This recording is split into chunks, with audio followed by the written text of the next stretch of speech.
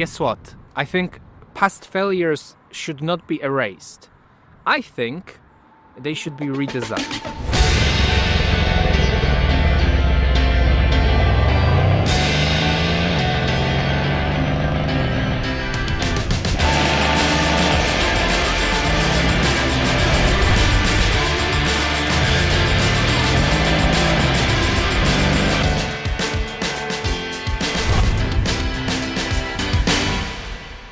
Rebranding.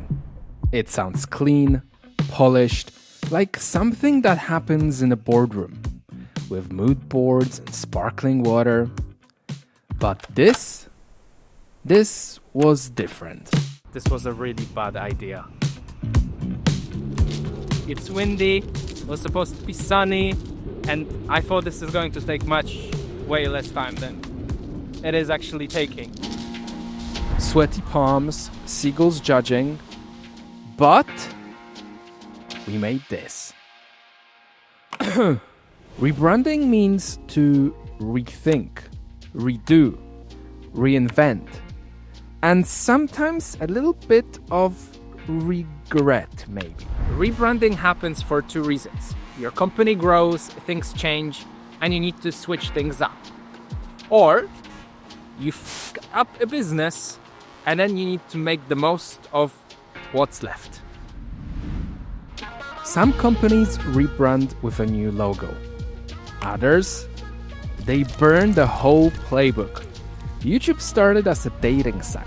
Slack, it was a failed game. Shopify, well, they tried selling snowboards. Even Netflix went from DVD mailouts to a streaming giant. A rebrand isn't always a redesign. Sometimes it's literally a total reset, a shift in purpose, direction, and ambition. And when it works, people forget the old version ever existed. Figo & Fago was a clothing company I really wanted to launch. I had everything ready.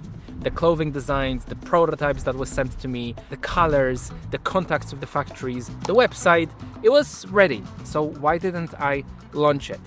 Well, simply put it, there were other priorities and I just lacked the time and in some respect also the balls, because it was a really big initial investment.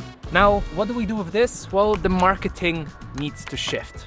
Let me tell you this. I love bold marketing. I love bold marketing where fear of being judged does not exist. It makes marketing so much more fun. It also gets people's attention, which is very important. As I drive this car around, it gets constant looks. And you might be like, of course it does, it's lime green and extremely obnoxious. You're damn right, son, that's the whole point. Now think about it. If people didn't see this car initially, they didn't see the domain name, the branding, where is the awareness? Awareness is key. They need to see something to then remember it and recall it. Awareness is key in branding. It's the initial step. After building awareness comes the human connection, but that's later on.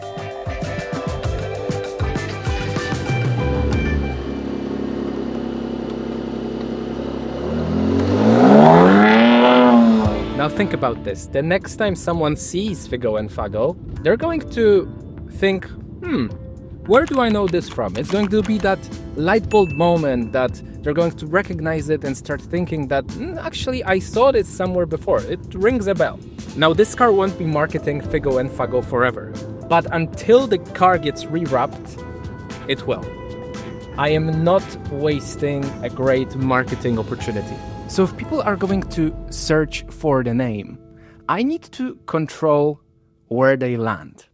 A little domain redirect, one decision, and suddenly a failed idea becomes the door to something that actually works. Now, I tried to be a little crazy with what happens when they land on this new page. Again, this is not going to be the new business. This is just building awareness for what it's going to be. So I had to catch the audience. I had to then fool them in some way to make them laugh, generate some kind of emotion, and finally I had to sell them the message. And the message is supposed to reinforce that whole experience. So this is what I came up with.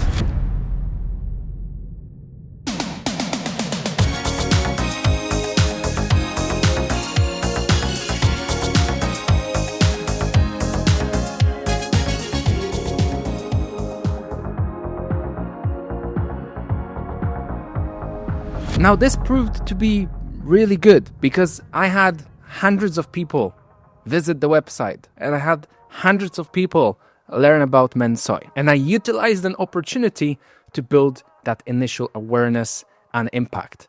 So the next time they're going to see mensoi.com on the web, it's going to trigger something in their head that's going to say, you know what? I know them from somewhere.